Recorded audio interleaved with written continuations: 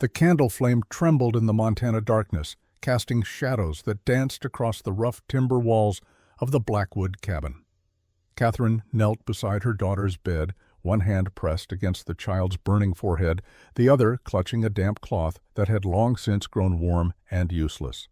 Emma's breathing came in shallow gasps. 7 years old, and already she had learned too much about suffering, about the cruel indifference of frontier life. Her small body shivered beneath 3 quilts, despite the fire roaring in the hearth just 10 feet away. "Mama," the girl whispered, her voice barely audible above the wind that clawed at the shutters. "Sing the song." Catherine felt her throat tighten. The song. Of course Emma would ask for that particular song, the one her father used to sing when nightmares pulled her from sleep. The one Thomas had hummed while building the barn, while chopping wood, while pretending their life here could actually work. She began softly, her voice cracking on the first words. "Hush now, my darling, the moon's riding high. Stars watch over you from the wide open sky." The melody felt like broken glass in her mouth, each note a reminder of the man who should have been here, singing these words himself. Emma's eyelids fluttered. For a moment Catherine thought she might be falling asleep, finally surrendering to the fever's grip. But then the child's eyes opened wide, bright with delirium. "Papa sang better," Emma murmured. "I know, sweetheart, I know." The admission hurt more than Catherine expected. 3 years had passed since Thomas Blackwood died in that barn crushed beneath timber he had been too stubborn, too proud to ask for help raising. 3 years since she had watched them lower an empty coffin into frozen ground because his body had been too mangled, too destroyed to display. Years of being called the Widow Blackwood by neighbors who looked at her with that particular mixture of pity and judgment reserved for women who dared to remain alone. She had learned to wear that title like armor. The widow, independent, untouchable. Possibly mad for staying in this godforsaken valley instead of returning to Boston, where her family waited with their "I told you so" expressions and their suitable bachelor brothers. But tonight, with her daughter, burning up and the nearest doctor 12 miles away through snow that had started falling at dusk, that armor felt paper thin. Catherine stood her knees, protesting after an hour of kneeling on the hard floor. She needed to check the medicine cabinet again, though she knew exactly what she would find. 3 spoonfuls of laudanum, half a bottle of willow bark extract. Prayer. She moved toward the cabinet, her shadow enormous on the wall behind her. That was when she saw it. Thomas's coat hung on a peg near the door where it had hung for 3 years, untouched, a relic she could not bring herself to burn or give away. But tonight something was different. The right pocket sagged heavy as though weighted down. Catherine froze. That pocket had been empty. She knew because she had checked it obsessively in the weeks after his death, searching for some note, some final message, some proof that he had loved her beyond the practiced words he spoke in bed. Her hand trembled as she reached for the coat. The wool felt coarse, familiar, carrying the ghost of Thomas's scent beneath years of dust. She slipped her fingers into the pocket. Cold metal met her touch. She pulled it free. A bullet. But not just any bullet. This was silver ornate, the kind wealthy men commissioned for hunting trophies or dueling pistols. Letters had been etched into its side with meticulous care. M.B. Catherine stared at the initials as her mind raced. M.B. Matthias Blackwood, Thomas's older brother, the brother he never spoke about, the brother whose name made Thomas's jaw tighten the few times Catherine had asked about family, the brother who was supposed to be dead, or in prison, or disappeared into the lawless territories where men like him could exist without consequence. She had never been entirely sure which story Thomas told was true, and she had learned not to press. Some things about her husband's past were meant to remain buried, or so she had convinced herself. But now this bullet sat heavy in her palm, and questions multiplied like bacteria in standing water. How long had it been in that pocket? Why silver? Why marked with initials? And most troubling of all, why did it feel like a warning? Behind her, Emma coughed a wet, rattling sound that drove all other thoughts from Catherine's mind. She shoved the bullet into her own pocket and returned to her daughter's bedside. "I'm here, sweetheart. Mama's here." But even as she spoke those comforting words, her fingers closed around the silver bullet, and she wondered what other secrets Thomas had left hidden in this cabin. The fever broke near dawn. Catherine sat slumped in the rocking chair beside Emma's bed, the silver bullet rolling between her fingers like a rosary bead. Pink light filtered through gaps in the shutters, painting the room in shades of exhaustion and relief. Emma slept peacefully now, her breathing steady, her forehead cool. The crisis had passed, though Catherine knew the danger was not entirely gone. Frontier children died from pneumonia, from influenza, from infections that city doctors could treat with medicines unavailable out here in Ash Valley. But for now, Emma lived. That was enough. A knock at the door made Catherine's hand instinctively move toward the rifle that leaned against the wall within arm's reach. 3 years alone had taught her caution. Mrs. Blackwood. The voice belonged to Marie Dulac, the French widow who lived on the neighboring property 3 miles east. "I saw your lamp burning all night. I brought broth." Catherine relaxed fractionally and opened the door. Marie stood on the porch, a covered pot cradled in her arms, snow-dusting the shoulders of her heavy coat. At 65, Marie possessed the weathered beauty of someone who had survived everything the frontier could throw at a woman and emerged unbroken. "Emma," Marie asked simply, "fever broke an hour ago." "Good, you look terrible." Catherine almost smiled. Marie never bothered with polite fictions. "I feel terrible." "Then sleep. I will watch the child." It was not a request. Marie swept past Catherine with the authority of someone accustomed to being obeyed. She set the pot on the stove, checked Emma's forehead with practiced efficiency, then turned to Catherine with an expression that brooked no argument. "Bed, now. I will wake you if anything changes." Catherine wanted to protest, but her body betrayed her. The exhaustion was overwhelming, a physical weight pressing down on her shoulders. She nodded and retreated to her own small bedroom off the main room, but sleep would not come.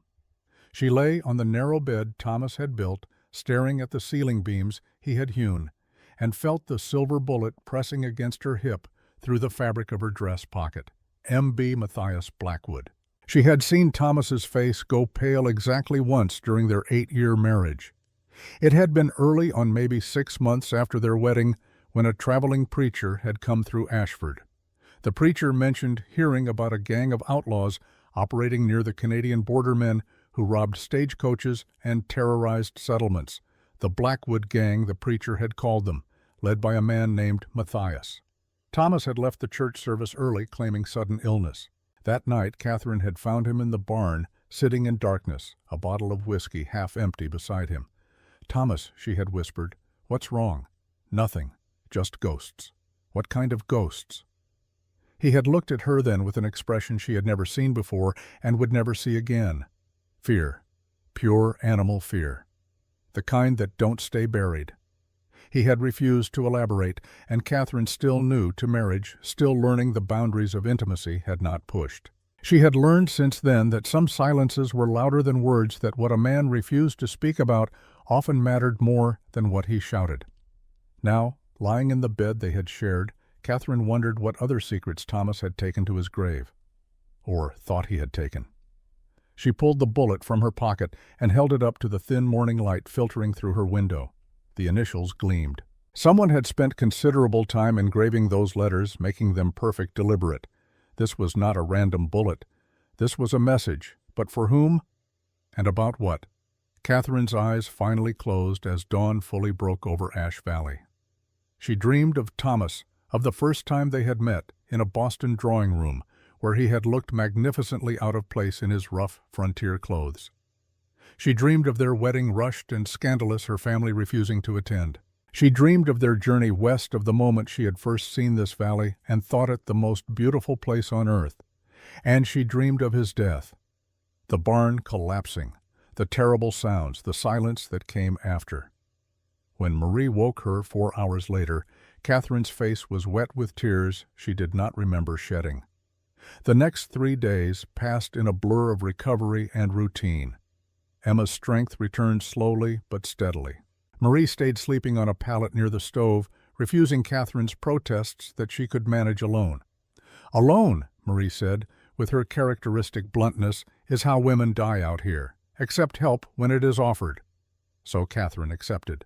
She cooked the meals Marie brought. She let the older woman change Emma's bedding and spoon broth into the girl's mouth. She even allowed herself brief moments of rest, sitting on the porch in weak September sunlight while Marie hummed French lullabies Catherine did not understand. But the bullet remained a constant weight in her pocket, a question she could not answer, a mystery that gnawed at her thoughts during every quiet moment. On the fourth day, a stranger came to town. Catherine heard about it from young Peter Gunderson, who rode out from Ashford with a telegram for Marie. The boy was barely 16, all gangly limbs and nervous energy, and he could not wait to share the gossip. "There's a man in town," he said, his eyes wide with the thrill of having news worth telling. "Fancy fellow, calls himself Mr. Silver." Catherine's hands stilled over the bread dough she had been kneading. "Silver, that's what he says. Showed up yesterday on the train staying at Mrs. Henderson's boarding house. Says he's a land agent looking to buy properties." "What kind of properties?" Peter shrugged. "Farms, mostly. Offered the Johnsons $3 an acre for their place. Cash money." Catherine exchanged glances with Marie. $3 an acre was more than fair. It was generous, which immediately made it suspicious. "Did the Johnsons sell?" Marie asked. "Not yet, but they're thinking about it. Times have been hard since their barn burned." After Peter left, Catherine stood on her porch and looked out across her 160 acres. The wheat had been harvested weeks ago, the stalks cut and bundled, the grain stored in the barn Thomas had finished 2 weeks before he died. Good land. Productive land. Worth maybe $2 an acre if she was lucky, and the buyer was desperate. "Why would someone offer 3? You are thinking too hard," Marie observed from the doorway. "I can hear the gears grinding from here." Something's not right. Many things are not right in this world, but you cannot fix them all by worrying. Catherine wanted to argue, but Marie was already heading back inside to check on Emma.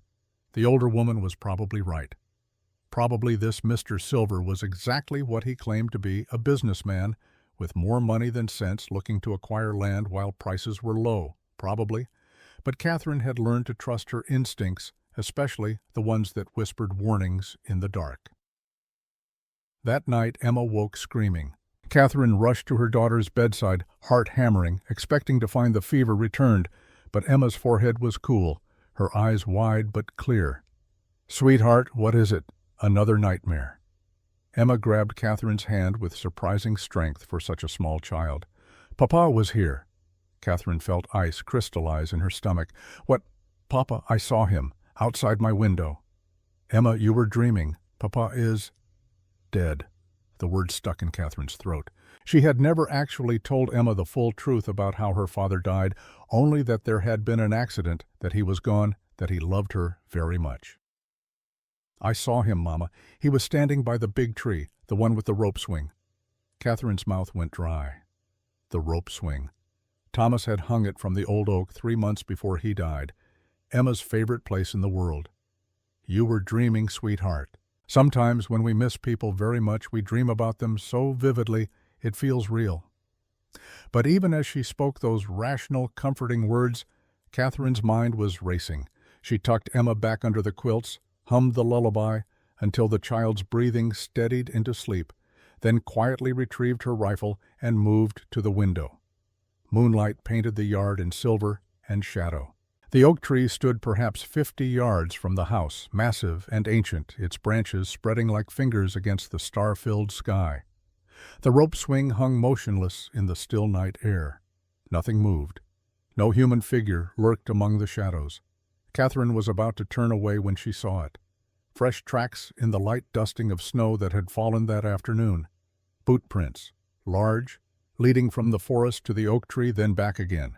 Her hands tightened on the rifle. Someone had been in her yard, recently, within the last few hours. She stood at that window for the remainder of the night, watching, waiting, but no one returned. When dawn came, she pulled on Thomas's old coat against the morning chill and went outside to examine the tracks more closely. They were definitely boot prints, not animal tracks. A man's size, probably 10 or 11. The gait suggested someone tall, someone who walked with confidence, someone who was not trying particularly hard to conceal their presence. The tracks led to the oak circled at once, then headed back into the forest in the direction of Snake Creek Canyon. Catherine stood beneath the rope swing, her breath misting in the cold air, and tried to understand.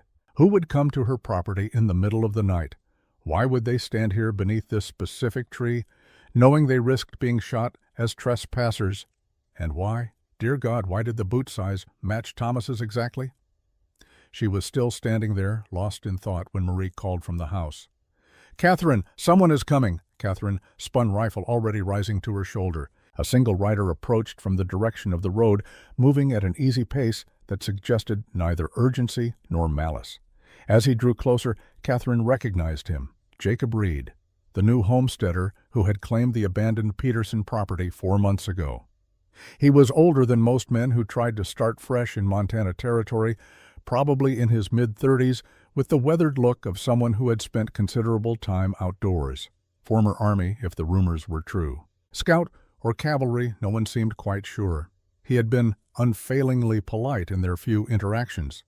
Helped her fix a section of fence after a storm, brought over fresh venison, once claiming he had shot more than he could use.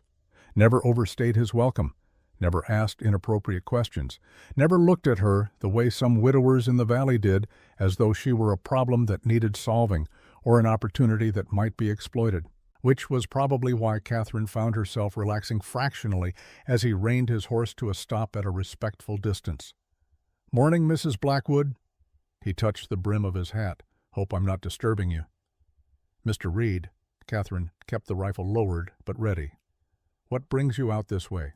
"Wanted to check on Emma. Heard in town she'd taken ill." "She's better, thank you." Jacob nodded, seeming genuinely relieved. Then his expression shifted to something more serious. "Mrs. Blackwood, I also wanted to ask if you'd noticed anything unusual lately, around your property." Catherine's grip on the rifle tightened fractionally. "What kind of unusual tracks, signs of someone passing through, that sort of thing?" "Why do you ask?" Jacob glanced around as though checking to ensure they were alone.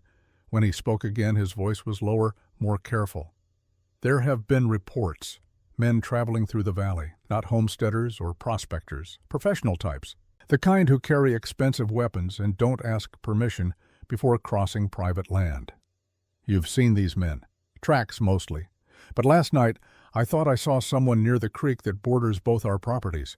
Too dark to be certain, but I figured I should mention it, just in case."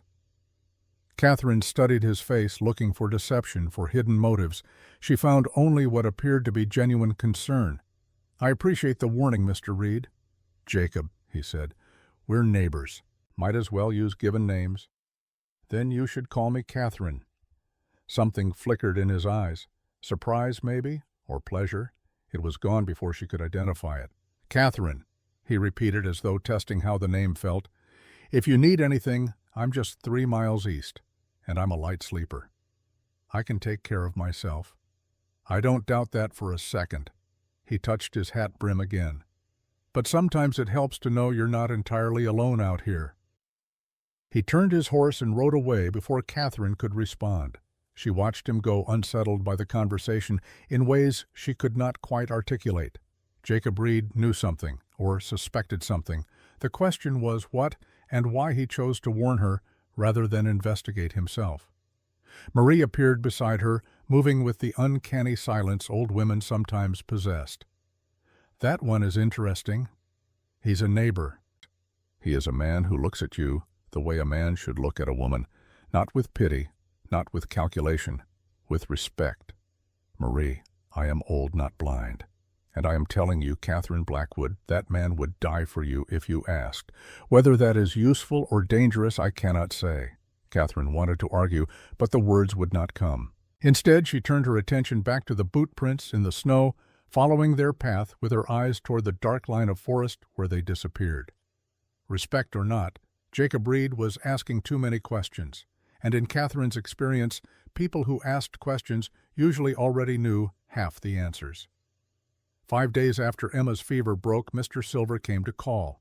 Catherine was alone when he arrived. Marie had finally returned to her own property that morning, leaving with stern instructions to send for her immediately if Emma showed any sign of relapse.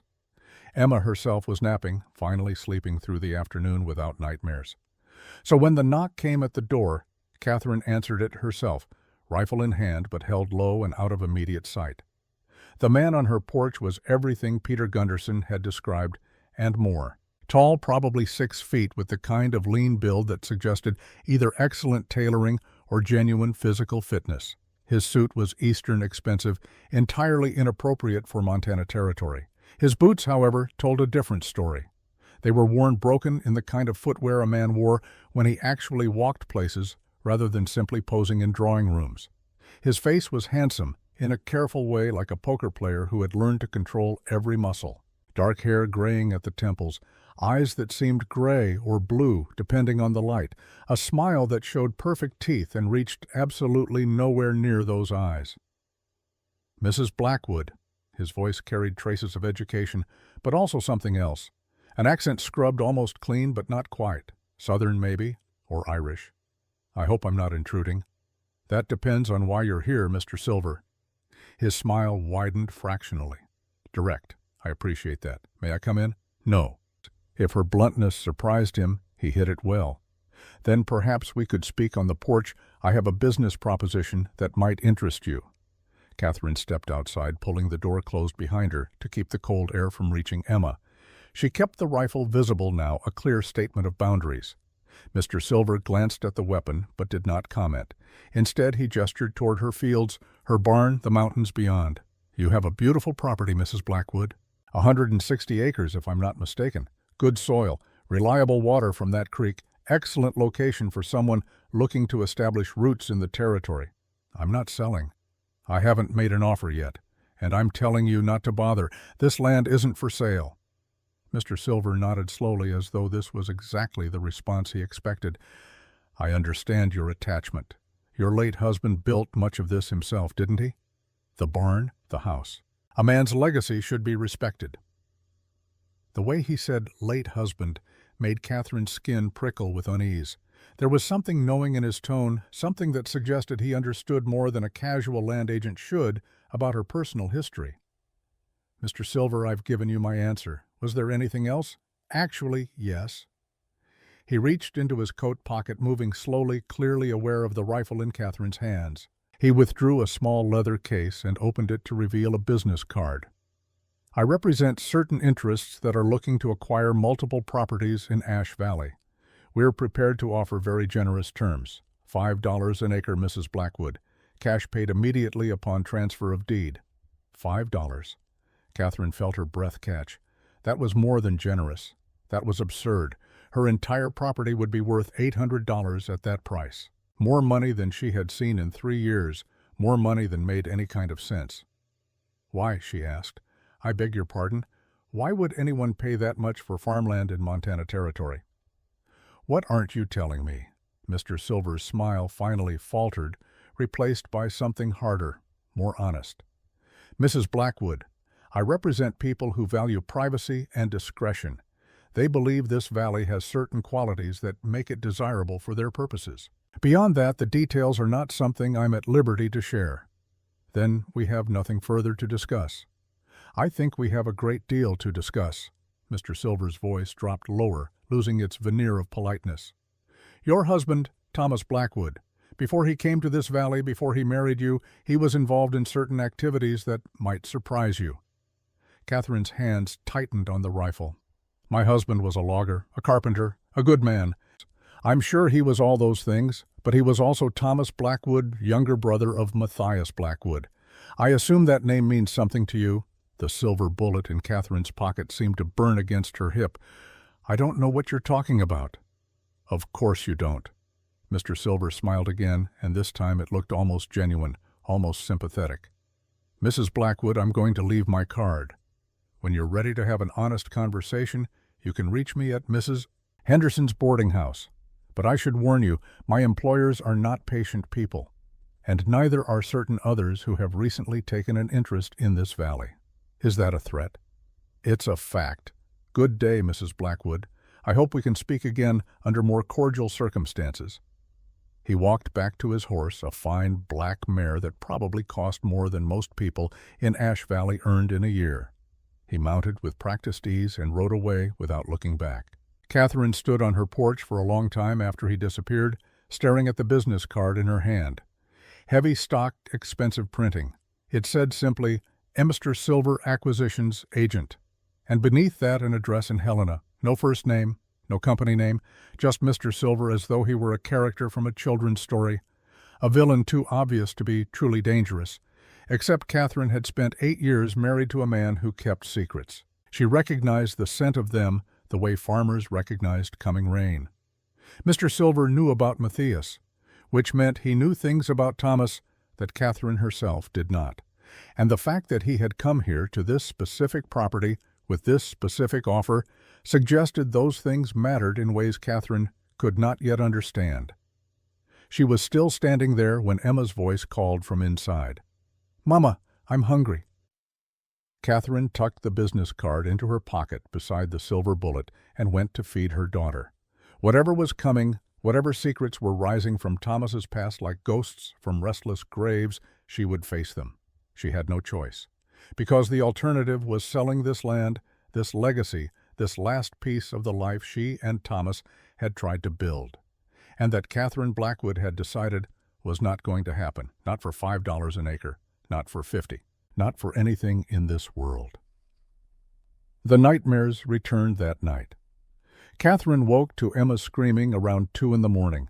She rushed to her daughter's bedside to find the girl sitting bolt upright, eyes wide but unseeing, caught in that terrible space between sleep and waking. "Papa," Emma sobbed. "Papa, don't go. Sweetheart, I'm here. Mama's here. You're safe." But Emma thrashed against Catherine's embrace, still lost in whatever vision haunted her sleep. "He's in the woods, Mama. He's calling for me. He needs help. Emma, listen to me. You're dreaming. Papa is gone. Dead. Never coming back." But Catherine could not force those words past her lips, not when Emma looked so terrified, so desperate, so absolutely convinced of what she had seen. "Where in the woods, sweetheart? What did you see?" Emma's breathing started to slow as she gradually surfaced from the nightmare. Her small hands clutched Catherine's nightgown with desperate strength. "The cave?" she whispered. "The one Papa showed me, where he said we should hide if bad men came." Catherine felt ice water replace the blood in her veins. She knew exactly which cave Emma meant. A small opening in the rocks about a quarter-mile into the forest, barely large enough for an adult to crawl through, opening into a larger chamber beyond. Thomas had shown it to Emma 2 years ago, made a game of it, calling it their secret fort.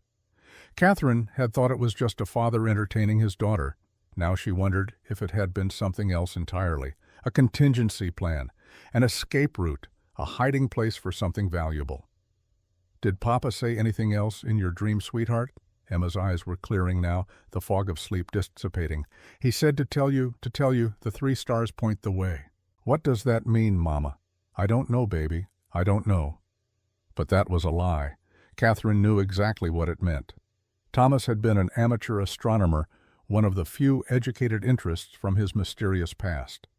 He had shown her constellations, taught her to navigate by stars, and he had a favorite formation. 3 stars in perfect alignment, part of Orion's belt, visible in the Montana sky most of the year. 3 stars pointing the way to what Catherine held Emma until the girl fell back asleep, then sat in the rocking chair and watched dawn paint the eastern sky. Her mind would not stop working, would not stop connecting pieces that should not fit together. The silver bullet with Matthias's initials, Mr. Silver's visit and his knowledge of Thomas's past, Jacob Reed's warnings about strangers in the valley, Emma's nightmares about her father, boot prints that matched Thomas's size, and now this. 3 stars point the way. As soon as full light arrived, Catherine made a decision. She checked on Emma, found her sleeping peacefully, then dressed in her warmest clothes and retrieved Thomas's rifle from its place above the mantel. It was a beautiful weapon, a Sharps rifle with custom brass sights that Thomas had kept in pristine condition. A rifle far too expensive for a simple logger and carpenter to own. She left a note for Emma in case the girl woke. "Gone to check the fence line. Back by noon. Marie is just down the road if you need anything." Then she headed into the forest, following the path she and Thomas used to walk when they were first married, when everything still felt possible, when she did not yet understand that her husband carried shadows deeper than any Montana canyon. The cave was exactly where she remembered. The entrance was partially concealed by brush, easy to miss unless you knew where to look. Catherine hesitated at the opening, suddenly aware of how vulnerable she was, alone in the woods, crawling into a dark hole in the ground. But the need to know, to understand, was stronger than fear. She pulled aside the brush and squeezed through the narrow opening. The chamber beyond was larger than she remembered, maybe 10 feet across the ceiling, high enough for her to stand upright. Light filtered through cracks in the rock above, providing just enough illumination to see. And there in the far corner, covered with a tarp and a layer of carefully arranged stones, was something Thomas had left behind. Catherine removed the stones with trembling hands. Beneath the tarp she found a wooden crate, the kind used for shipping valuable goods. It was locked with a heavy padlock. She searched the cave for the key, running her hands along the walls, checking crevices and shadows. Nothing. Then she remembered. 3 stars point the way. She looked up. Through a crack in the ceiling she could see a triangle of sky, and hanging from a small outcropping of rock directly in line with that triangle was a leather cord. Catherine reached up and pulled it free. A key dangled from the cord, small and brass and exactly the right size for the padlock. Her hands shook as she fit the key into the lock. It turned smoothly as though it had been used recently. The lock fell away. Inside the crate, wrapped in oilcloth, Catherine found things that shattered every assumption she had ever made about her husband. A second rifle, this one, a Winchester repeater, well maintained and clearly used. Boxes of ammunition, far more than any farmer would need. A set of leather saddlebags containing several $1,000s in paper money and gold coins. A collection of wanted posters, some of them featuring men whose faces Catherine did not recognize. And beneath it all, wrapped in a separate piece of cloth, a leather journal. Catherine opened it with trembling hands. Thomas's handwriting filled the pages, neat and precise, describing dates, locations, amounts. It was a ledger of some kind, tracking transactions that made no sense to a simple farmer's wife. Until she reached a page dated 3 years and 2 months ago, 2 weeks before Thomas died. The entry read, "Final split with M, taking my share and disappearing. He'll come looking eventually, but by then we'll be far enough away that it won't matter. Catherine deserves better than this life. Emma deserves better than my name." The next entry, dated 1 week later, M found out. Sent word he's coming. Catherine can't know. If anything happens to me, the list is in the foundation. She'll be safe if she doesn't look. She has to promise not to look. There were no more entries. Catherine sat in that cave, surrounded by her dead husband's secrets, and felt the last 3 years of her life rearrange themselves into an entirely different shape. Thomas had not been a logger. Or rather, he had been a logger the way a wolf might be a dog if you saw it from far enough away in dim light. He had been planning to leave, to take her and Emma away from this valley, away from Montana, away from whatever life he had lived before. And someone had stopped him. She was still sitting there, the journal open in her lap, when she heard the sound. Faint at first, then growing louder. Hoofbeats, multiple horses moving fast, coming from the direction of her farm. Catherine shoved the journal inside her coat, grabbed the rifle, and squeezed back through the cave entrance. She could see smoke now, thick and black, rising from the direction of her property. Her barn was on fire. She ran. Branches tore at her face, and clothes her boots slipped on rocks and roots. Her lungs burned with the effort. The rifle banged against her side, with each stride heavy and reassuring.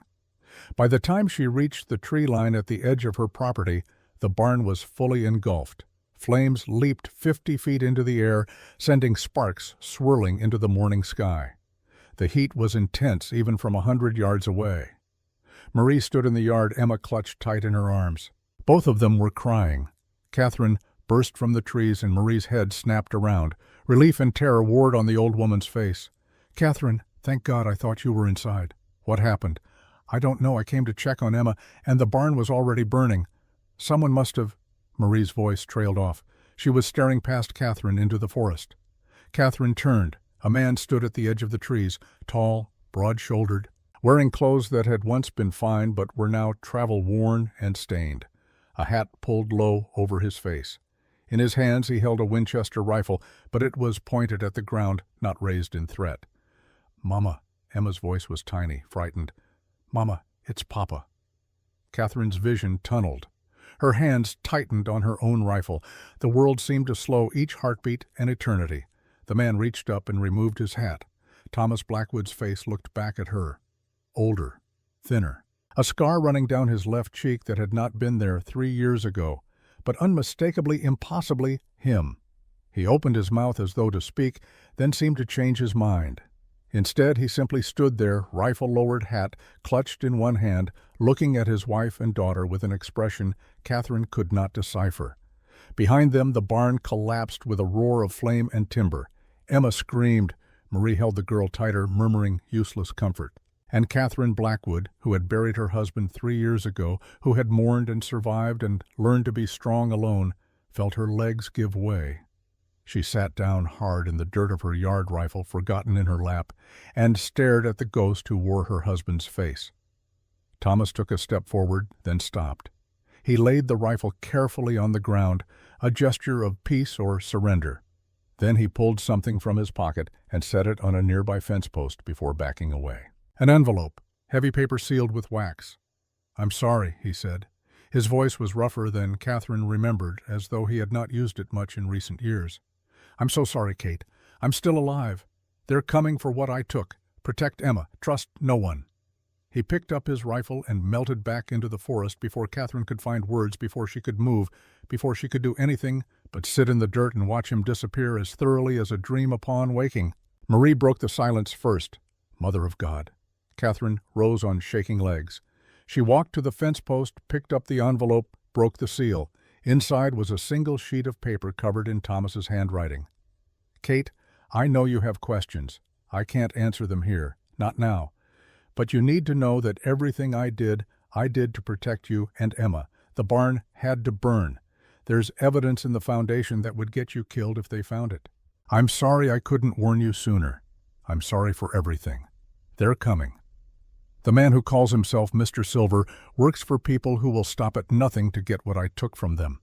Your only safety is in not knowing, in appearing innocent. Burn this letter. Forget you saw me. If you dig beneath the house in the southwest corner of the root cellar, you'll find supplies, weapons, money. Only use them if you have no other choice. I wish I could stay. I wish I could explain. But staying would paint a target on your back bigger than anything you can imagine. I love you. I have always loved you. That, at least, was never a lie.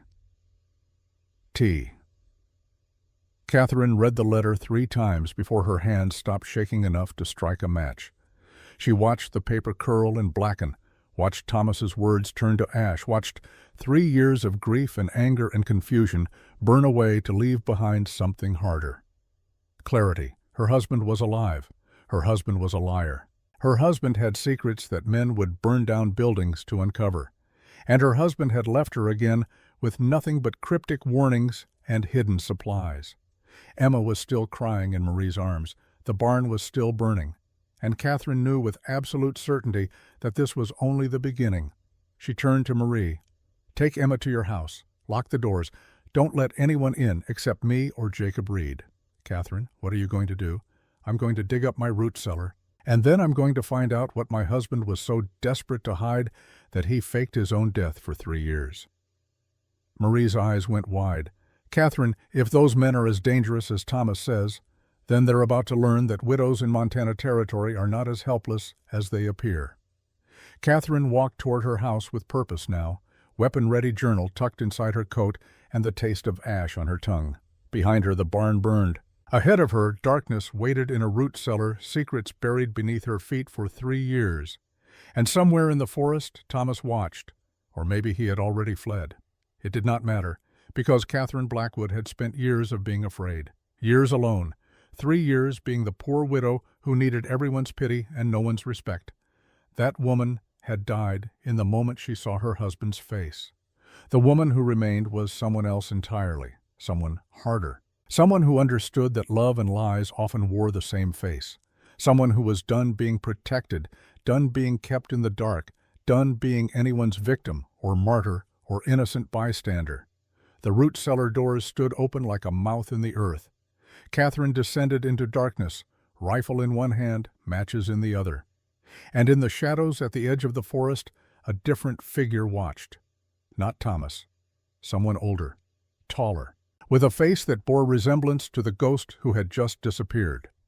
Matthias Blackwood had come to Ash Valley at last, and the war for Catherine's soul, for Emma's future, for the secrets buried in Montana soil, was about to begin in earnest. The root cellar smelled of earth and potatoes and something else, gunpowder maybe, or the particular scent of secrets kept too long in darkness. Catherine struck a match, and shadows fled to the corners, shelves lined with mason jars. Barrels of flour and cornmeal, strings of dried herbs hanging from the ceiling beams. Normal, ordinary, the infrastructure of survival in a place where winter could kill the unprepared. But Thomas's letter had been specific. Southwest corner. Catherine moved to that section of the cellar, holding the match high. The dirt floor looked undisturbed, but when she knelt and brushed away the surface layer, her fingers found the edge of something wooden. A trapdoor, cunningly concealed, fitted so precisely into the surrounding earth that only someone looking would ever notice. She pulled. The door resisted, then gave way with a whisper of displaced soil. Beneath it, a space perhaps 3 feet deep had been excavated, and in that space, wrapped in oilcloth to protect against moisture, lay Thomas's real legacy. 3 rifles, 2 pistols, ammunition enough to supply a small army, leather pouches that clinked with the weight of gold coins, a larger satchel containing paper money bound in neat stacks with paper bands, and at the very bottom, wrapped separately, as though it were more precious than all the weapons and money combined, another journal, smaller than the one in the cave, bound in black leather with a metal clasp. Catherine reached for it with trembling hands. The match burned down to her fingers, and she dropped it with a hiss of pain. Darkness swallowed the cellar again. She climbed back into daylight, carrying the journal, leaving the weapons and money hidden. Marie still stood in the yard with Emma, both of them watching the barn's dying flames with identical expressions of shock. "Marie," Catherine said, her voice steady despite the chaos raging in her chest, "take Emma to your house, now. Catherine, you cannot stay here alone. If Thomas is—" "He won't hurt me." Catherine surprised herself with the certainty in her voice. "Whatever else he is, he won't hurt me or Emma, but there are others coming. He said so, and I need to understand what I'm facing before they arrive." Marie opened her mouth to argue, then seemed to recognize something in Catherine's expression that made protest useless. She nodded once, gathered Emma more tightly in her arms, and headed for her wagon. Emma twisted in Marie's grip, reaching back toward Catherine. "Mama, don't leave us." "I'm not leaving, sweetheart. I'm staying to protect our home. I'll come for you tomorrow, I promise." "But Papa, your Papa is gone again. He can't stay, but that's all right. We're strong enough without him." The words felt true as Catherine spoke them. She was strong enough. She had been surviving alone all this time, or thought she had. Now she understood that Thomas had been out there, somewhere watching, perhaps, certainly planning, always keeping secrets. Well, no more secrets. Not from her. After Marie's wagon disappeared down the road, Catherine returned to the house. She locked every door, checked every window, then sat at the kitchen table with the black journal open before her. Thomas's handwriting filled the pages, but this time the entries were different. Personal, raw. The first entry was dated 8 years ago, shortly after they met in Boston. "I met a woman today who makes me want to be someone I'm not. Catherine Ashford.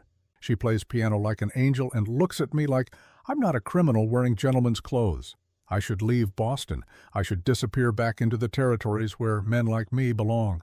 But God help me, I'm going to see her again." Catherine's throat tightened. She remembered that day, that first meeting at her aunt's drawing room.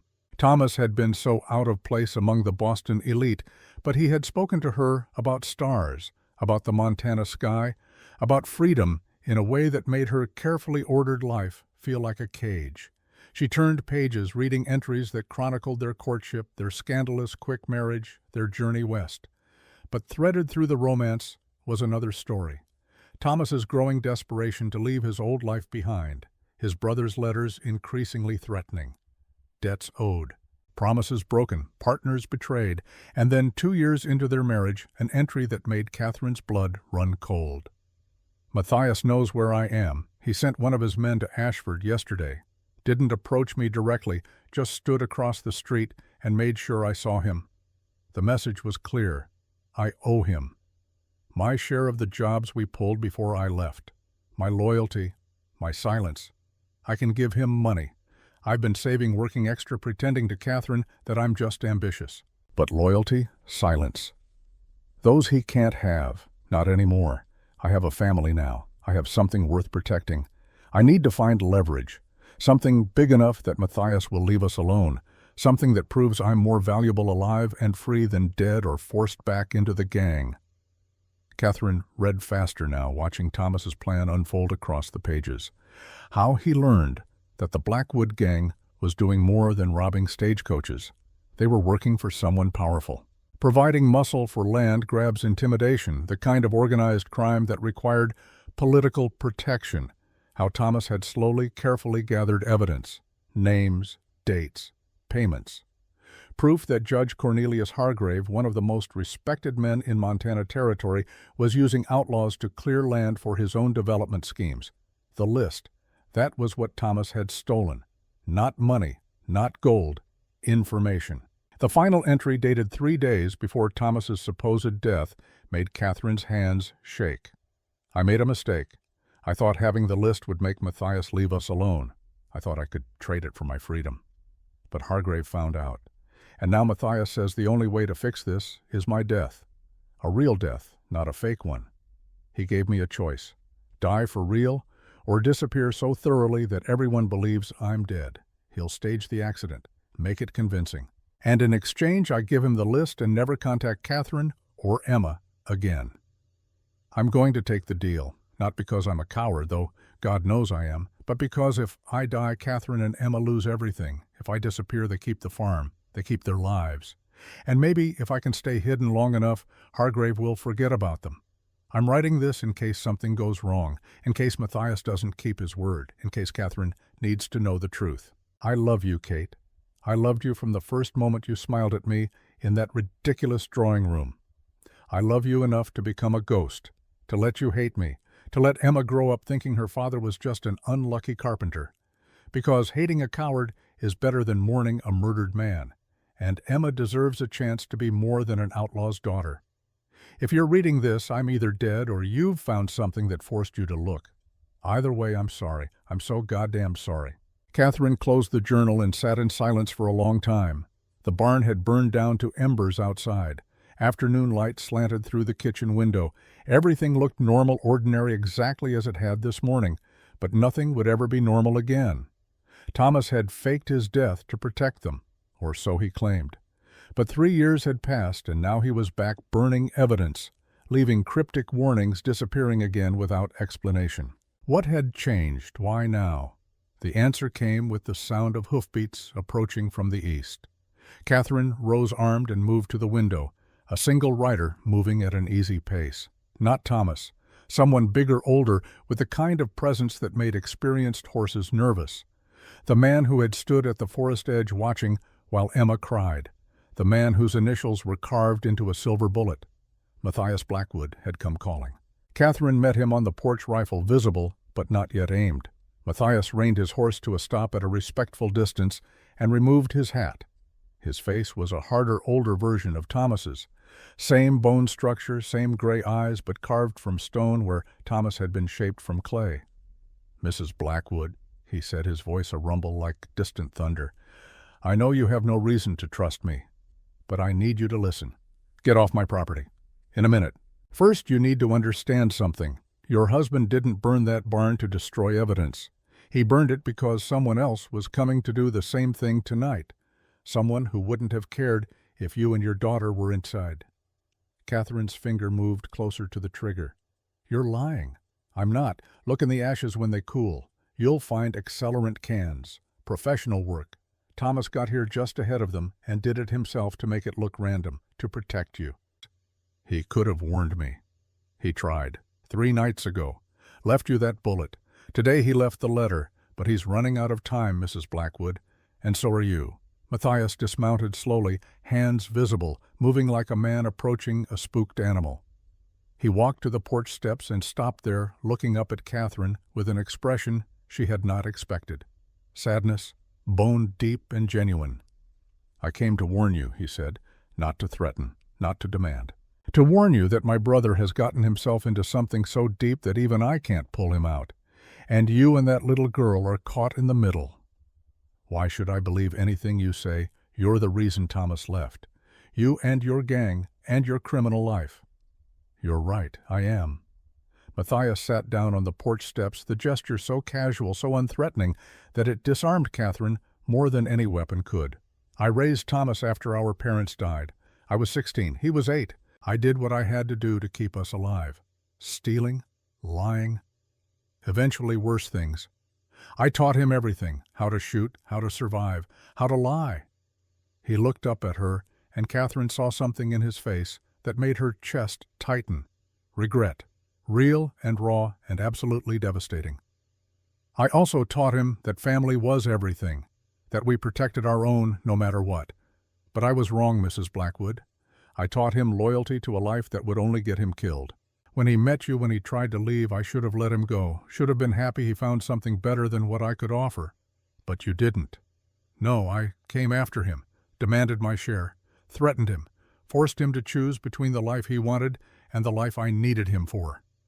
Matthias's hands clenched into fists. "And when he tried to find a way out by stealing that damned list, I helped Hargrave stage his death because I thought it would keep him safe. Thought if everyone believed Thomas Blackwood was dead, Hargrave would lose interest. What went wrong? Thomas didn't give me the list, gave me a fake, kept the real one hidden somewhere, even I don't know, and now Hargrave knows he's alive, knows he's been hiding these 3 years, and Hargrave wants that list so badly he'll burn this entire valley to get it." Catherine lowered the rifle slightly. "Why are you telling me this?" Matthias stood, and Catherine saw tears tracking through the dust on his weathered face. "Because I have a daughter too, Sarah. She's 9 years old. Her mother died 2 years ago, cholera, and Hargrave has her." The words hit Catherine like a physical blow. "What? He took her 6 months ago, said if I find Thomas, get the list and bring him both, he'll let her go. If I fail—" Matthias's voice broke. "He's a judge, Mrs. Blackwood. He can make her disappear legally. Orphanage. Adoption to some family out east. I'd never see her again." Catherine found herself sitting down on the porch beside this man, this criminal, this grieving father. "Why should I help you? You just admitted you've been working for the man who wants to hurt my family. Because I understand now what Thomas understood 3 years ago. A parent will do anything to save their child, become a criminal, become a liar, become a monster." Matthias looked at her with desperate honesty. "I plan to use you as bait, find out what you knew about the list's location, trade you to Hargrave if necessary. But sitting here talking to you, I realize I can't, because you're just like me, just trying to protect your daughter." They sat in silence for a moment, two parents bound by fear and love and impossible choices. "Where's Sarah now?" Catherine asked quietly. "Helena. Hargrave has a house there. Keeps her locked in a room with guards. I get letters sometimes. She asks when I'm coming for her." His voice cracked. "I can't tell her the truth, that I might never see her again." Catherine thought of Emma, of the way her daughter had reached for her from Marie's arms, of every goodnight kiss and morning hug and scraped knee she had tended. The thought of Emma locked away, frightened alone, made something fierce and terrible rise in her chest. "If I help you," she said slowly, "if I help you find this list and get your daughter back, what happens to Thomas?" "I don't know, that's the honest truth. Hargrave wants him dead. I want him safe. The list is the only bargaining chip any of us have." "And me, Emma?" Matthias met her eyes. "If we do this right, you disappear. New names, new territory. The kind of fresh start Thomas was trying to buy 3 years ago. And if we do it wrong, then we all die, quickly if we're lucky." Before Catherine could respond, another rider appeared on the eastern road. Jacob Reed, moving fast, his horse lathered with sweat. He reined up hard when he saw Matthias, his hand dropping to the pistol at his hip. "Mrs. Blackwood, step away from him." Catherine stood but did not move away from Matthias. "Mr. Reed, this is—" "I know exactly who he is. Matthias Blackwood, wanted in 4 territories for robbery, assault, and murder. There's a $1,000 bounty on his head." Matthias rose slowly, hands visible. "Easy, friend. I'm here talking, not threatening. The only talking you'll be doing is to a judge after I bring you in." Jacob's pistol cleared leather, aimed steady at Matthias's chest. "Jacob, wait," Catherine said, surprised by the urgency in her own voice. "He's Emma's uncle. He has information about how he's been terrorizing this valley for months, about how he works for Judge Hargrave." Jacob's eyes never left Matthias. "Mrs. Blackwood, I'm a Pinkerton agent. I've been tracking this man for 2 years." The words hung in the air like thunder before lightning. Catherine felt the world tilt slightly. "You're what?" Jacob's expression showed genuine pain at her reaction, but his gun did not waver. "I'm sorry I didn't tell you sooner. I came to this valley following the Blackwood gang. Matthias is my assignment. You lied to me. I was doing my job." "Everyone lies," Catherine said, her voice bitter. "My husband, his brother, you. Is anyone in my life who they claim to be?" "I'm exactly who I claim to be," Jacob said quietly. "A man trying to stop criminals from hurting innocent people." That part was never a lie. Matthias laughed, a harsh sound without humor. "Pinkerton. That explains the questions, the watching. Tell me, Agent, what's your real name, because Jacob Reed isn't on any Pinkerton roster I've seen." "My name is my own business." "Is it? Or did you leave someone behind too? Wife, maybe children?" Matthias smiled without warmth. "We all have secrets, friend. The difference is, I'm honest about being a liar." "Enough," Catherine said, her voice cutting through the tension. She looked at Jacob, at this man who had helped her, who had been kind to Emma, who had made her feel less alone. "What were you planning to do? Arrest Matthias? And then what? Leave me and Emma to deal with Hargrave alone? The Pinkerton agency can protect you. Witness protection. New identities. Legal protection." "Legal," Matthias scoffed. "Hargrave owns half the judges in Montana. Your agency's protection is worth exactly nothing against that kind of power." Jacob's jaw tightened. "It's worth more than anything you can offer. Is it?" Matthias turned to Catherine. "Ask him, Mrs. Blackwood. Ask him why a Pinkerton agent would waste 2 years chasing a small-time outlaw when there are bigger fish to catch. Ask him who really hired the agency." Catherine looked at Jacob, saw the flicker of discomfort cross his face. "Jacob." He was silent for a long moment. "Then the agency was hired by Matthias Blackwood." Catherine blinked. "What? 6 months ago, Matthias came to our office in Chicago, hired us to find his brother, said Thomas was in danger, needed protection. We didn't know about Hargrave at first, didn't know about the list. We thought it was a family matter."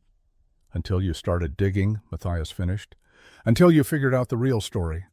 Until I realized you'd hired us to do your dirty work while you played both sides." Jacob's voice was cold.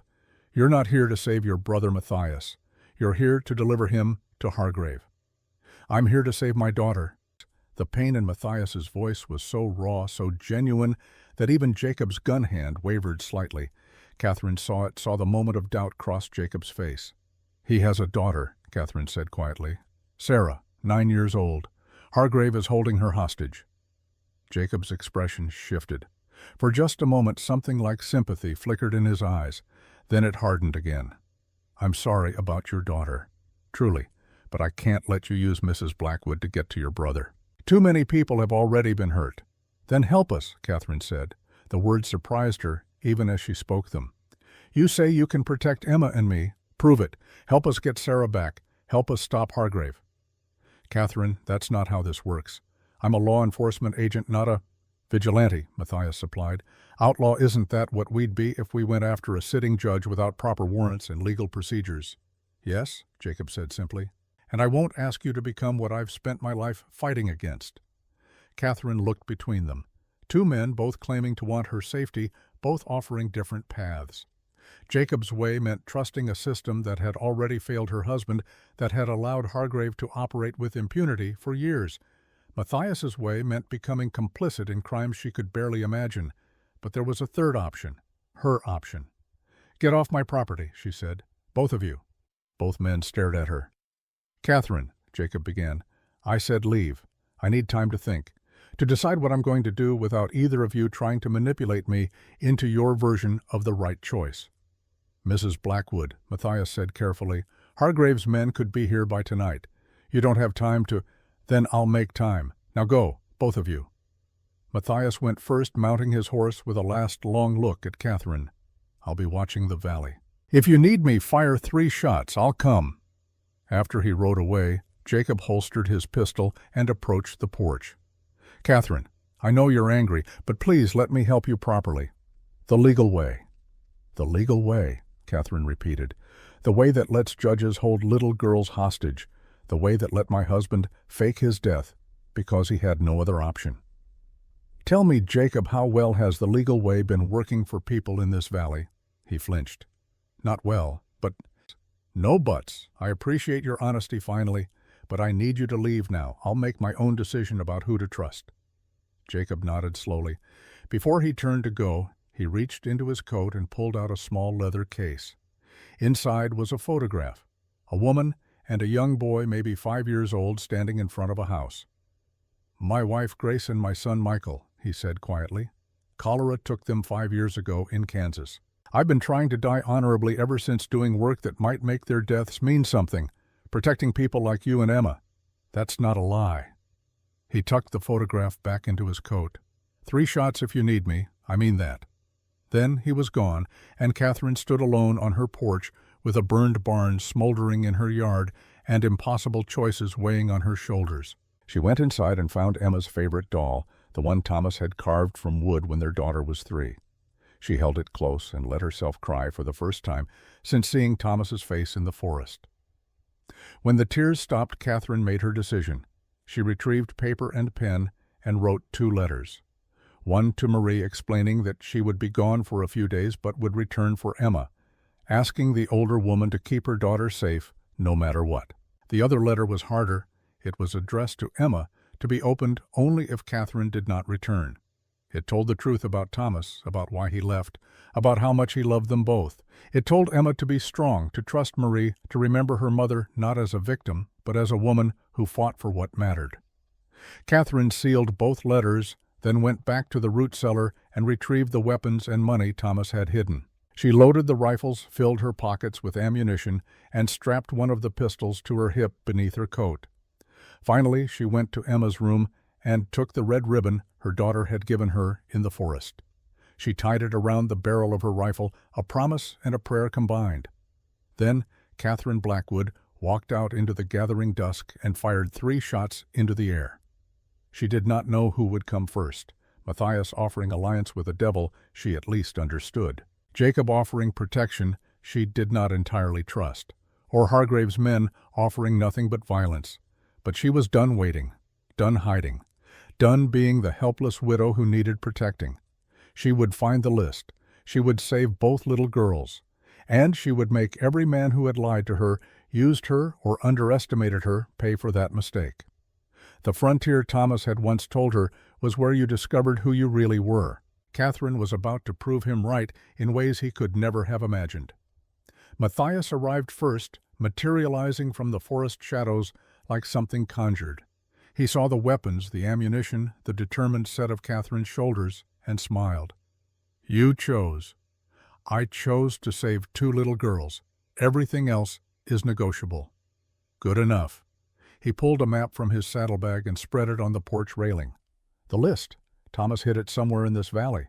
Somewhere he thought Hargrave would never look. We need to think like him. Where would he— "The church," Catherine said suddenly. "The new church in Ashford. Thomas donated lumber for it, helped build the altar." Matthias stared at her. The altar. Of course. Who would search a church for stolen documents? "We leave at dawn," Catherine said. "But first we're stopping at Marie's. I need to see my daughter." "That's a risk. That's non-negotiable." They stared at each other, wills testing, until Matthias nodded. "All right, we see Emma, then we get the list. Then we trade it for Sarah. And Thomas. That depends on whether he's still the brother I remember or something else entirely."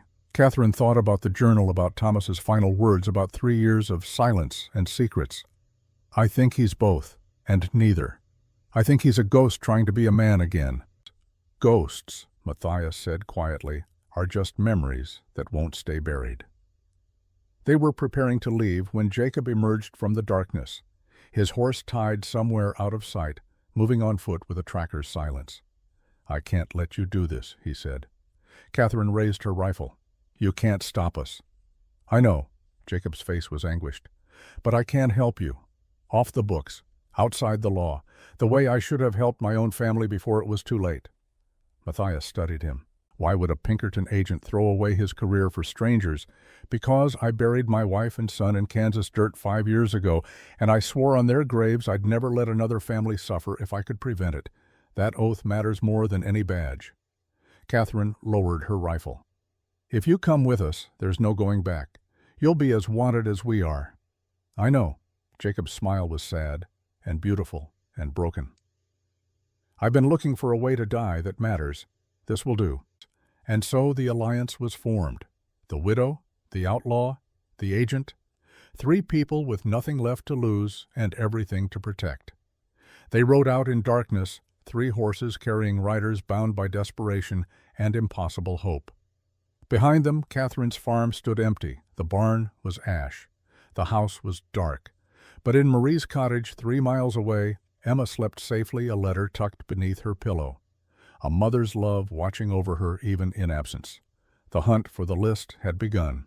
And before it ended, blood would be spilled, secrets would be revealed, and Catherine Blackwood would discover that the hardest person to become was the one you always were buried beneath years of lies.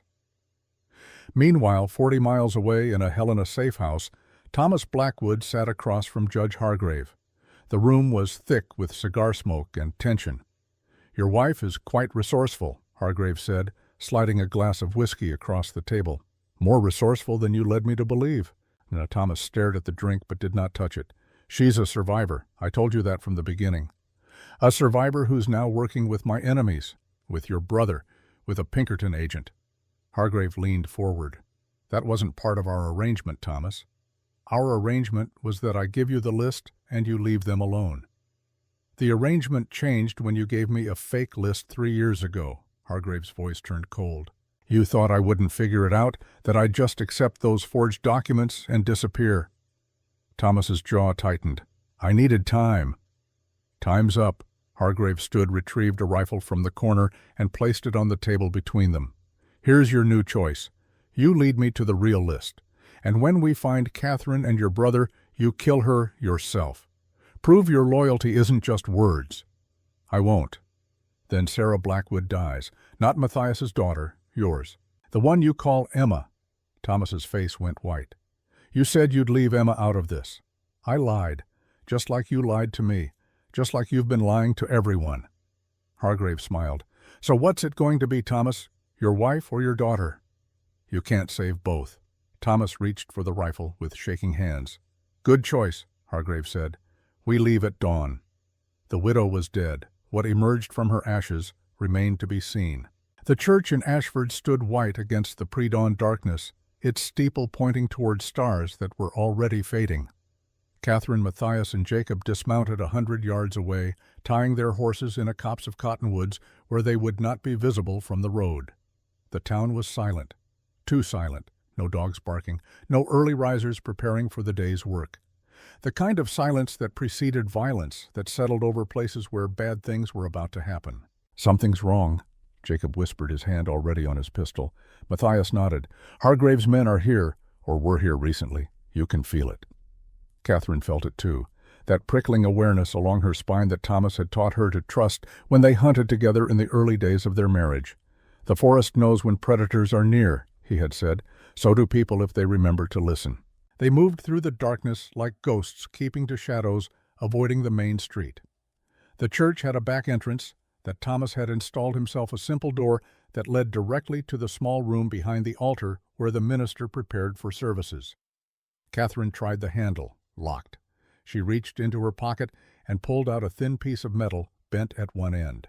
Thomas had taught her this too, though she had not understood at the time why a carpenter would know how to pick locks.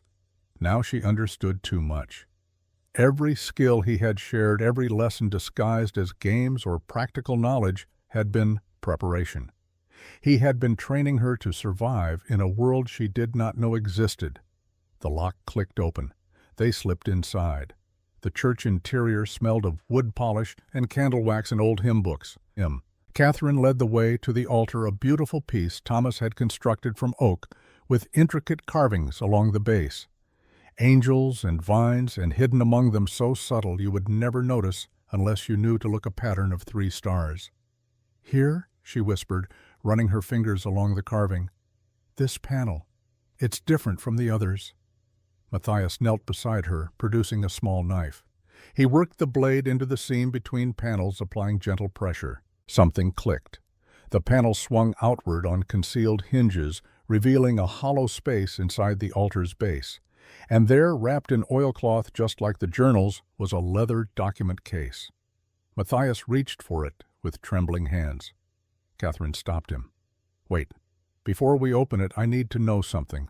What happens after we trade this for Sarah? What happens to Thomas?" Matthias sat back on his heels. In the dim light filtering through the church windows, his face looked older than his years carved by regret and hard choices. "The truth I don't know. Hargrave wants him dead. The list is the only reason he's still alive. Once Hargrave has it, he'll kill Thomas anyway. Probably, unless we can find leverage, something even bigger than the list.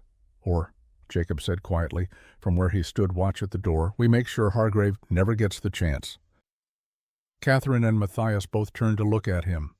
Jacob's face was set in hard lines, the expression of a man who had made a decision and found peace in it.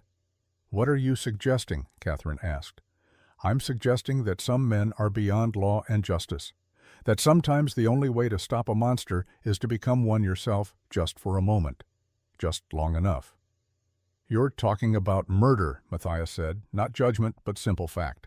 I'm talking about execution. There's a difference." Before Catherine could respond, the sound of boots on the church steps froze them all. Multiple men moving with the confidence of those who expected no resistance. The front doors of the church burst open. 6 men entered, and at their center, immaculate in an expensive suit. Despite the early hour, walked Judge Cornelius Hargrave.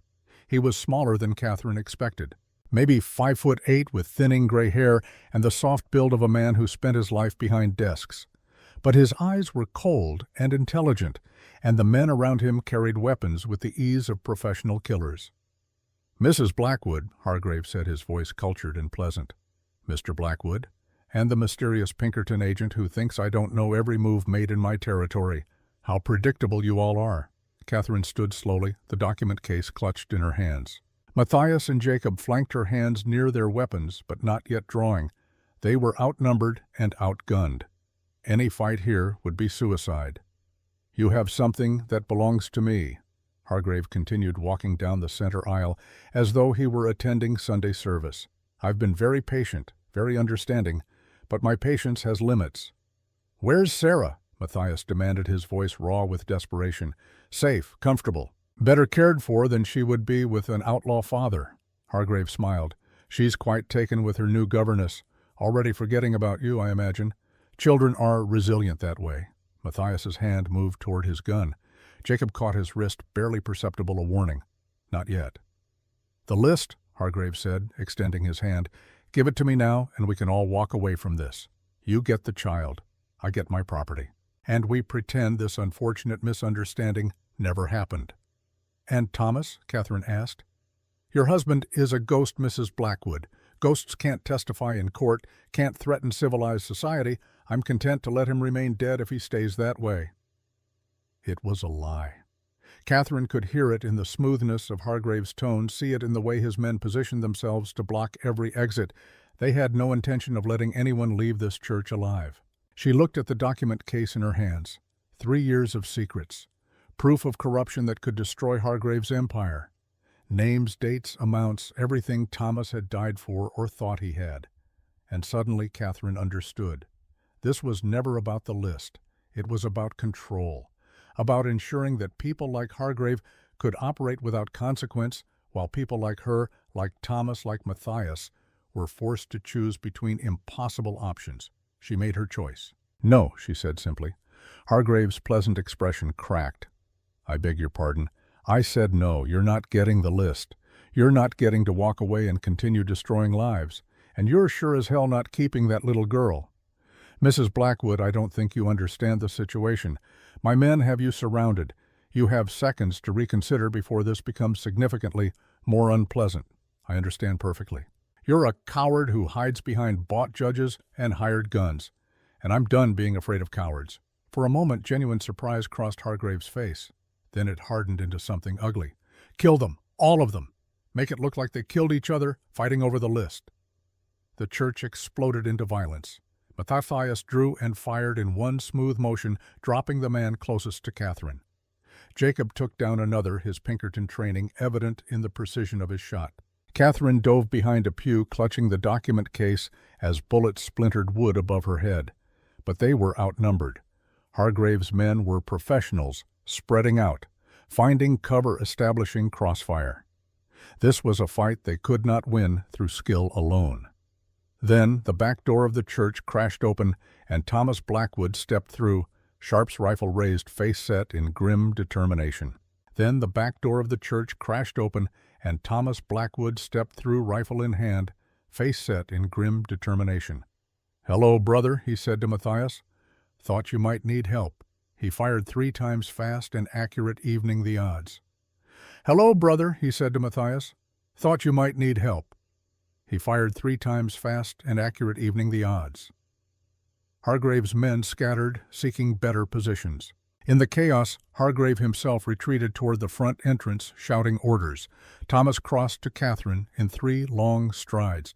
"Kate, I'm sorry for everything, but I need you to trust me one more time." "Trust you?" Catherine's laugh was bitter. "You've lied about everything since the day we met." "Not everything. Never about loving you, never about Emma." His eyes found hers, desperate and honest, in a way she had not seen in years. "Give me the list. Let me end this. So Hargrave can kill you, so you and Emma can be free. That's all I've ever wanted." Gunfire continued around them. Matthias was bleeding from a graze across his shoulder. Jacob had taken cover behind the pulpit, reloading with mechanical efficiency. They had maybe seconds before Hargrave's men reorganized. Catherine made a decision she would spend the rest of her life questioning. She handed Thomas the document case. "Don't die," she said. "Emma deserves to know her father." Thomas's smile was sad and beautiful. "She knows him. You've been both parents to her. She knows what a good father looks like because you showed her." Then he was moving, using pews as cover, working his way toward where Hargrave had retreated. Matthias saw him and understood immediately. He laid down covering fire, drawing attention, giving his brother the opening he needed. Thomas reached Hargrave just as the judge made it to the door. He grabbed the older man by the collar, shoved the rifle against his spine. "Call them off," Thomas shouted. "Call off your men, or I put a bullet through your spine and let you spend the rest of your life in a wheelchair." "You won't," Hargrave said, but his voice shook. "You're not a killer, Thomas. That was always your weakness." "You're right. I'm not a killer. But I'm a father protecting his family. That makes me something worse." For a moment, everyone froze. Hargrave's men uncertain, without clear orders.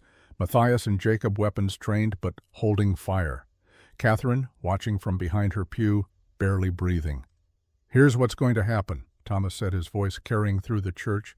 "You're going to tell your men to lower their weapons and leave. You're going to tell them where Sarah Blackwood is being held, and then you're going to walk out of this valley and never return. And if I refuse, then I shoot you. Give this list to every newspaper between here and Washington, and make sure your name becomes synonymous with corruption. Your empire falls, your reputation burns, and you die knowing that you destroyed everything you built." Hargrave was silent for a long moment. Then he laughed. Actually laughed. "You think you've won. You think this changes anything? I have copies of that list. I've planned for every contingency. Killing me accomplishes nothing." "Maybe," Thomas admitted, "but it will feel good." And Catherine saw it then, saw the moment Thomas's finger tightened on the trigger, saw the recognition in Hargrave's eyes that he had miscalculated, that Thomas Blackwood was more desperate than he appeared. "Wait," Catherine called out, rising from cover. "Thomas, don't!" Thomas's eyes found hers across the church. "Kate, don't become him. Don't become the man who solves problems with murder. Emma deserves better. You deserve better. After everything he's done, we destroy him the right way. With truth. With the list. With every newspaper and marshal and honest judge we can find." Catherine walked toward them, rifle lowered, hands open. "We don't win by becoming monsters. We win by refusing to. Thomas's hands trembled. For a moment Catherine thought he might shoot anyway, might let 3 years of anger and fear pull that trigger. Then Matthias stepped forward. She's right, little brother. Some lines, once you cross them, you can't come back from. Trust me, I know. Thomas lowered the rifle. It was the opening Hargrave needed. The judge twisted free surprisingly fast for a man his age and reached for the small pistol concealed in his coat. He brought it up, aimed at Catherine's finger, already squeezing the trigger. 3 shots rang out simultaneously. Jacob's bullet took Hargrave in the shoulder, spinning him around. Matthias's shot shattered the judge's pistol hand, sending the weapon clattering across the floor. But it was Thomas's bullet, fired last, but traveling true, that struck Hargrave square in the chest. The judge crumpled like a puppet with cut strings. His men, seeing their employer fall, made their own calculations. 3 of them fled through the front entrance. The remaining 2 raised their hands in surrender. In the terrible silence that followed, Thomas dropped to his knees beside Hargrave's body. "I killed him. God, I actually killed him." "No," Matthias said quietly, moving to his brother's side. "We killed him, all 3 of us. The guilt is shared." Jacob checked Hargrave's pulse, found nothing, and stood. He reached for a weapon. It was self-defense. Any court would hang us," Matthias interrupted. "Don't pretend otherwise. We just killed a judge." "That's not self-defense, that's revolution." Catherine stared at the body, feeling nothing. No satisfaction, no horror, just a vast emptiness where fear used to live.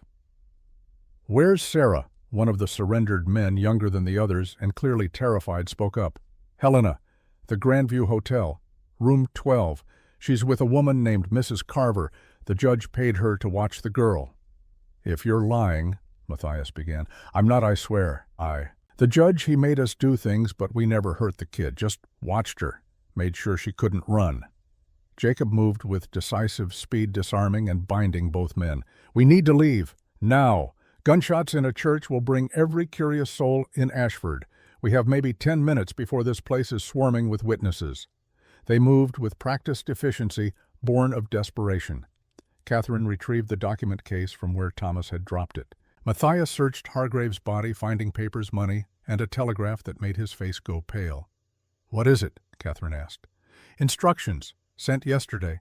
If Hargrave didn't report back by noon today, his associates in Helena were supposed to move Sarah to somewhere called the Blackstone Facility. I don't know what that is, but it doesn't sound good." Catherine checked her father's pocket watch, a gift from her wedding day. 6:45 in the morning. They had just over 5 hours to reach Helena, find the hotel, and rescue Sarah before she disappeared into whatever dark hole Hargrave had prepared.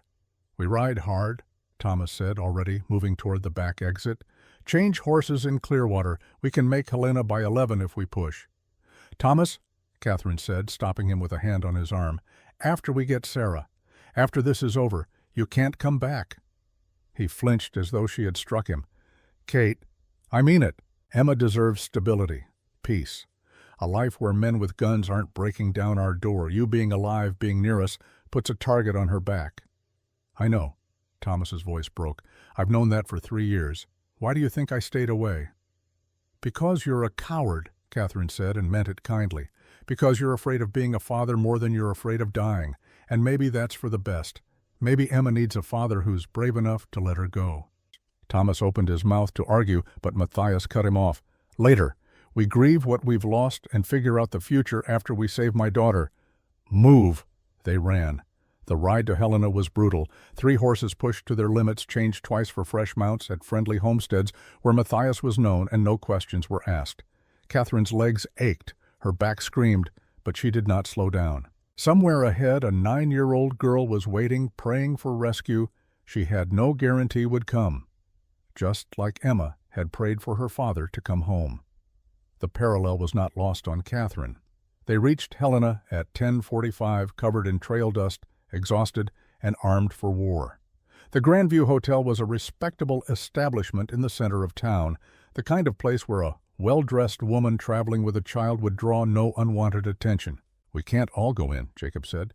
"Too obvious. Catherine, you're the least threatening. You go. Find the room. Confirm Sarah is there. The rest of us will cover the exits in case it's a trap." Catherine wanted to argue, but the plan made sense. She dismounted, brushed off the worst of the dust, and arranged her hair to look at least somewhat presentable. Then she walked into the hotel lobby with the confidence of a woman who belonged there. The clerk barely looked up. "Help you. I'm here to see Mrs. Carver, room 12. She's expecting me." The lie came easily, too easily. Catherine wondered if this was what it felt like to become someone else, to shed innocence like a snake sheds skin. "Second floor. Stairs are to your left." Catherine climbed the stairs, her heart hammering. Room 12 was at the end of a long hallway. She knocked light and polite. "Who is it?" A woman's voice, older, suspicious. "I have a message from Judge Hargrave." The door opened a crack. A woman in her 50s, gray hair pulled severely back, peered out. "The judge sent no word about a messenger. He sent me to collect the girl. There's been a change of plans." The woman's eyes narrowed. "I need to verify this. Wait here." She started to close the door. Catherine jammed her boot in the gap, drew the pistol from beneath her coat, and pressed it against the woman's forehead. "You're going to verify exactly nothing. You're going to step back, let me in, and show me that Sarah Blackwood is safe and unharmed. If she's not, if she has so much as a bruise I don't like, I'm going to paint this hallway with your thoughts. Do we understand each other?" The woman's face went white. She nodded, stepping back. Catherine entered quickly, kicking the door shut behind her. The hotel room was small but well appointed. A bed, a dresser, a small sitting area by the window. And there, sitting in a chair with a book in her lap, was a little girl with dark hair and Matthias's gray eyes. Sarah looked up at the commotion. Her face was pale, her eyes enormous with fear, but she seemed physically unharmed. "Who are you?" "I'm a friend of your father. He sent me to bring you home." "You're lying. Papa wouldn't send a lady with a gun." Catherine had to smile despite everything. "You'd be surprised what your papa would do when he's desperate." "What's your full name, sweetheart?" "Sarah Elizabeth Blackwood." "My papa's name is Matthias James Blackwood, and he's the strongest man in the whole world." The girl's chin lifted defiantly. "He's going to come for me, and when he does, bad things happen to people who hurt his family." "You're absolutely right. In fact, he's downstairs right now. Would you like to see him?" Sarah's defiant expression crumbled. Tears filled her eyes. "Really, he's really here. Really and truly. But we need to leave quickly and quietly. Can you do that?" The girl nodded, already moving toward Catherine. Mrs. Carver started to protest, but Catherine silenced her with a look. "You're going to sit in that chair and count to 100 before you move or make a sound. If I hear you following us, if you raise an alarm, I will come back. And I won't be as kind the second time." 5 minutes later, Catherine emerged from the hotel with Sarah's hand clutched tight in hers. Matthias, who had been pacing near the horses, froze when he saw them, his face transformed, years of worry and grief falling away. "Papa!" Sarah broke free and ran to him. Matthias caught her, lifted her, buried his face in her hair. His shoulders shook with sobs he had probably been holding back for 6 months. Catherine looked away, giving them privacy in the public moment. Thomas appeared at her elbow. "You did good, Kate." "We all did. Now we need to get out of Helena before someone realizes Hargrave isn't coming back." They rode out of town at a normal pace, just another group of travelers, nothing suspicious. Only when they were well clear of the city limits did they allow themselves to breathe. Sarah rode with Matthias, her arms around his waist, talking non-stop about her imprisonment, her fears, her absolute certainty that he would come. Matthias listened to every word like it was scripture, occasionally pressing kisses to the top of her head. They made camp that night in a sheltered canyon 20 miles outside Helena. Jacob took first watch, while the others collapsed around the fire. Sarah fell asleep almost instantly, exhausted by the day's emotions. Matthias sat beside her, one hand resting on her shoulder, as though afraid she might vanish if he looked away. Thomas sat apart from the group, cleaning his rifle with methodical precision. Catherine watched him in the firelight. This man she had loved, married, mourned, and found again. He looked older than 32, older than the Montana sky. "You're staring," he said without looking up. "I'm trying to figure out who you are. The man I married, the criminal who stole a list, the ghost who burned my barn, which Thomas Blackwood am I looking at? All of them, none of them." He finally met her eyes. "I'm whoever you need me to be to keep Emma safe." That's not an answer. It's the only answer I have. Catherine stood and walked to where he sat. She took the rifle from his hands, set it aside, and made him look at her. Tomorrow we go our separate ways. You know that, right? This partnership ends when Sarah is safe. I know. I meant what I said in the church. You can't come back. Can't be part of Emma's life, not really. Visits maybe, letters. But you can't be her father. You think I don't know that? Thomas's voice was raw. You think I don't understand that the best thing I can do for my daughter is disappear. I've known that since the day I faked my death, Kate. Nothing's changed. Everything's changed. She's seen you now. She knows you're alive. That's harder than thinking you're dead. Then tell her I died for real this time. Tell her I got killed stopping Hargrave. She's young enough to forget my face eventually. Catherine felt tears burning her eyes. I won't lie to her anymore. She deserves the truth, that her father loves her enough to stay away, that sometimes love means letting go. Thomas reached up and touched her face, his calloused thumb brushing away a tear. I loved you, Kate. That was never a lie. If I could go back, do it all different. But you can't. None of us can.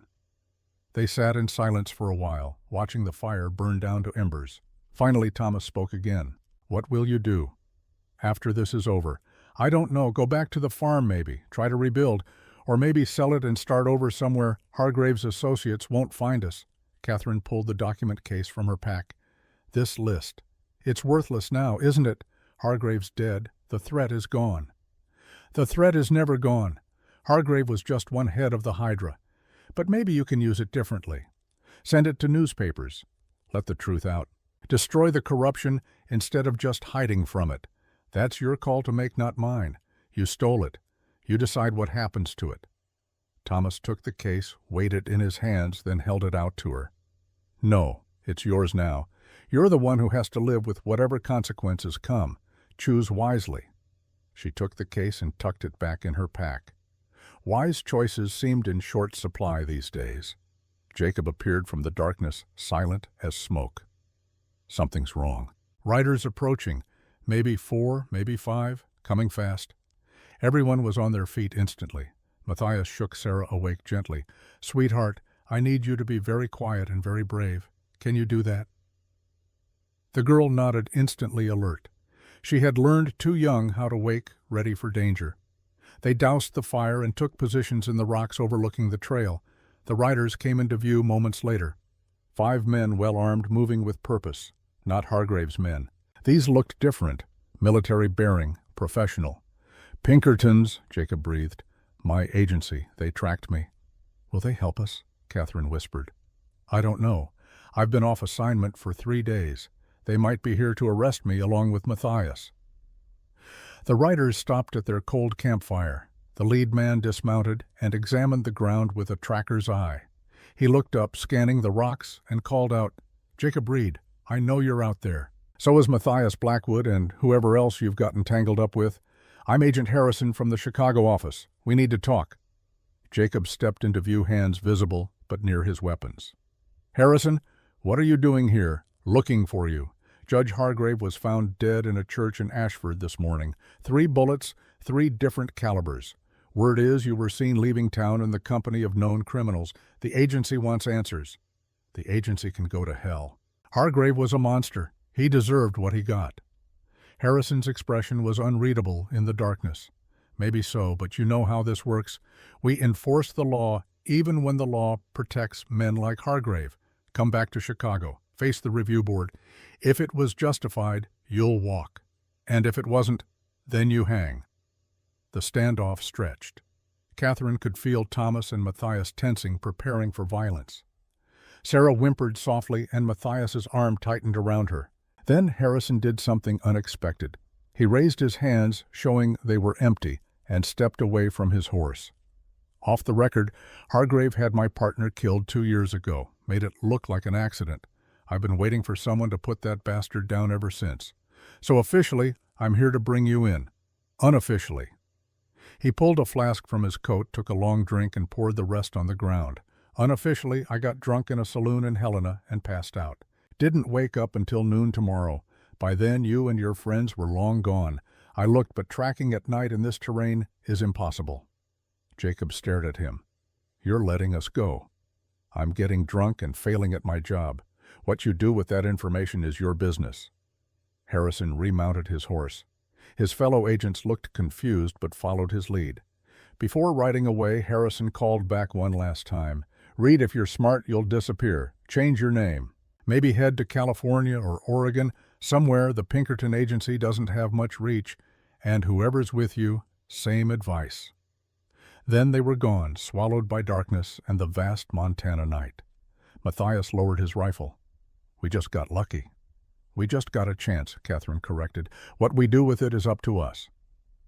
They broke camp immediately, riding through the night to put distance between themselves and Helena. By dawn they were 40 miles away, exhausted, and running on will alone. They stopped at a creek to water the horses and rest. Sarah fell asleep again, her head in Matthias's lap. The outlaw stroked her hair with a gentleness that contradicted everything Catherine knew about his reputation. "I'm going to take her to Canada," he said quietly. "Start over. Maybe try being the father she deserves instead of the one I've been." "That's a good plan," Catherine said. "What about you and Thomas?" Catherine looked at her husband, who was filling canteens at the creek. "There is no me and Thomas. Not anymore. We're just two people who share a daughter. That's all we can be. He loves you, you know. Always has. Probably always will." "I know. But love isn't enough. It never was."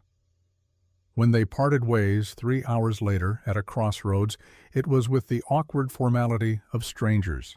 Matthias and Sarah headed north toward the Canadian border. Jacob went west toward California and the new life Harrison's gift had made possible. Thomas stood with Catherine at the crossroads, neither of them willing to be the first to leave. "I'll write," he said finally, "letters for Emma, so she knows I'm thinking of her. Send them to Marie's address. I'll decide which ones to give her and when." "Fair enough." Thomas mounted his horse, then paused. "Kate, thank you for not giving up on me completely. I gave up on you 3 years ago. But I'll never give up on Emma, having a father who loves her, even from a distance." It was not forgiveness, it was not reconciliation, but it was something, some small acknowledgement that the past had contained real love among all the lies. Thomas rode east toward Idaho Territory, toward whatever life he could build from the ashes of the one he destroyed. Catherine turned her horse south toward Ash Valley, toward Emma, toward the future she would forge alone. The sun rose over Montana, painting the mountains in shades of gold and rose. The world continued turning indifferent to human drama, eternal in its beauty and its cruelty. Catherine Blackwood rode home. 6 months later, the farm had been transformed. The barn was rebuilt larger and sturdier than before. The house had a new addition, a second bedroom for Sarah, who lived with them now. Matthias sent money when he could from whatever work he found in Canada, always with letters asking about his daughter. Emma and Sarah were inseparable sisters in all but blood. They played in the creek, helped with chores, and listened raptly when Catherine taught them to read and write and shoot and survive. The document case containing Hargrave's list sat in Catherine's desk drawer for 2 weeks before she made her decision. She could have burned it buried. It pretended it never existed. But that felt like letting Hargrave win even in death. Instead, she made copies, sent them to 5 different newspapers: Helena Butte, Chicago, Denver, and San Francisco. Within a month, the scandal broke wide open. Senators resigned. Judges were impeached. A network of corruption that had strangled Montana Territory for a decade finally saw daylight. Catherine's name never appeared in any of the articles. The reporters honored her request for anonymity, crediting only a concerned citizen with providing the evidence. But she knew, and every corrupt official who lost their position knew, the widow in Ash Valley had destroyed an empire with nothing but the truth and the courage to speak it. Jacob Reed sent one letter from Sacramento. It was brief. "Thank you for giving me something worth surviving for. The work we did mattered. That's more than most men can say. Take care of those girls, J.R." Catherine folded the letter carefully and placed it in the same box where Emma kept Thomas's letters. Different men, different choices. But all of them, in their own broken ways, had tried to do right when it mattered most. That had to count for something. The valley itself had changed too. Catherine used Hargrave's seized assets fought for through legal channels with Jacob's testimony from California to establish a refuge. Women fleeing bad marriages, children orphaned by violence, families burned out by men like those Hargrave had employed. They came to Ash Valley and found safety. Catherine became something she never expected. A leader and a teacher, a symbol of what was possible when you refused to be a victim. She received letters from Thomas every month addressed to Emma, but clearly written for Catherine's judgment. She read them carefully, filtering content, choosing which pieces of her father's life Emma needed to know. The girl treasured every letter, keeping them in a wooden box under her bed. On a warm afternoon in late April, Catherine was teaching a group of women to shoot when a rider appeared on the eastern road. Her hand moved instinctively to her hip, but she recognized the horse before the rider's face became clear. Thomas, keeping his distance as promised but unable to stay completely away.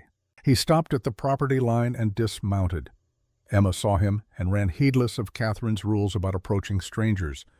Thomas caught her, lifted her, and Catherine saw tears streaming down his face as he held their daughter. They talked for maybe 10 minutes. Emma chattering about school, about Sarah, about the new barn, about everything and nothing. Thomas listened like a man dying of thirst being offered water. Then he set Emma down, knelt to her level, and said something Catherine could not hear from this distance. Emma nodded seriously, hugged him one more time, and ran back toward the house. Thomas stood, looked across the yard at Catherine. She looked back. They did not speak. Did not need to. He mounted his horse and rode away. Emma appeared at Catherine's side, slipping a small hand into hers. "Papa says he's proud of us. Says we're the strongest people he knows. He's right about that." "Mama, why can't Papa stay?" Catherine knelt down, looked her daughter in the eyes with complete honesty. "Because sometimes, sweetheart, love means letting go. Your papa loves us so much that he's willing to be lonely so we can be safe. That's the hardest kind of strength." Emma considered this with the seriousness of a child who had learned too young that life was complicated. Will he come back? Maybe. Someday, when it's safe. Catherine pulled her daughter close. "But we don't need him to come back to be happy. We have each other. We have Sarah. We have this whole valley of people who love and protect each other. We're already whole." "I know," Emma said, "but I miss him anyway." "Me too, sweetheart, me too." They stood there together, mother and daughter, watching the dust settle on the empty road. Behind them, the refuge bustled with life. Women learning to be strong, children learning to be free. A community built on the ashes of fear.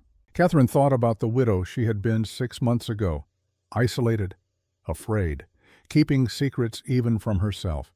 That woman was gone. In her place stood someone harder, wiser, scarred, but not broken. Someone who had learned that you could love someone and still let them go. That family was built through choice as much as blood. That the frontier was not just a physical place, but a state of mind, a willingness to become something new when the old no longer fit. As the sun set over Ash Valley, painting the sky in colors too beautiful for words, Catherine Blackwood smiled. She was free, truly free, and freedom, she had discovered, was worth any price. Even the price of a ghost husband who loved her enough to haunt her from a distance. Even the price of a past that would never fully heal. Even the price of becoming someone she never imagined being.